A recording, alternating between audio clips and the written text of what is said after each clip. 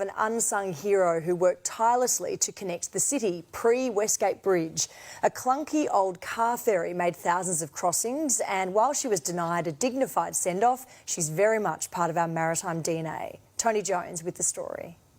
I declare the Westgate Bridge open. When the Westgate Bridge opened in 1978, it was the grandest of occasions.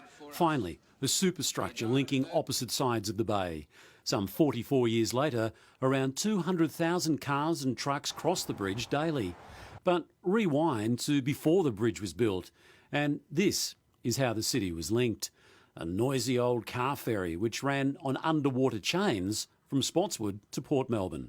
Yeah, it was noisy, it was exciting, I loved to be on it. It had the chains just clunking. They were massive chains, about that size, and they clunk, clunk, clunk as they rolled through and pulled the cars across. These days, they catch fish there, but back in the day, this is where you'd catch the ferry, and where a young Ian Douglas would sell his newspapers to motorists. This is the actual remnants of the ramp to get onto the ferry. Yeah, straight at the end of the concrete road, it'd be in here. These walls are new, and there were timber sidings of it, and it'd run in and bump in, and as the chains would pull it in. The ferry would make probably 30 crossings a day, sometimes double that on a good day, mostly with around 20 cars and trucks on board. It saved motorists from going the long way around to the city. Mind you, it was with an element of danger. I remember occasions where, in bad weather, it had broken the chains and it was floated out to the bay. It took a while to recover. She only had a few minor mishaps. Had a couple of cars fall off it, which was they didn't quite judge the landing properly, and before they knew it, they was zigzagging on top of the ramp and straight in the drink. Jeff Dougal is a historian at Seaworks in Williamstown, a maritime museum, and the old ferry takes pride of place here, as it does in Victoria's Story of the Sea. Was it a requirement that you had to stay in your car, or could you? You could get out. As long as you turned your motor off, you could get out and walk around. Most people just came up to the front, or well, there's two fronts, but they just come up and stand there and do their photos or whatever they wanted to do. There was nothing luxurious about the 20-minute crossing.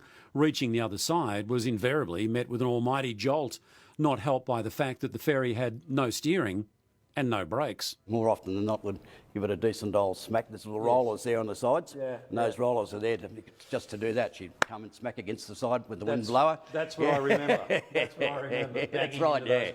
Yeah, she certainly did. And like that was one of the thrills, actually. You waited there for it to see how hard it was going to hit the side. Great. And as the ferry made those endless trips, her replacement was taking shape directly above. She was no longer needed. After decades of linking the city's east and west, the ferry at the very least deserved a fitting send-off. But vandal struck, and within moments, the old girl found herself on the bottom of the river. She was eventually raised, but then cut up for scrap metal.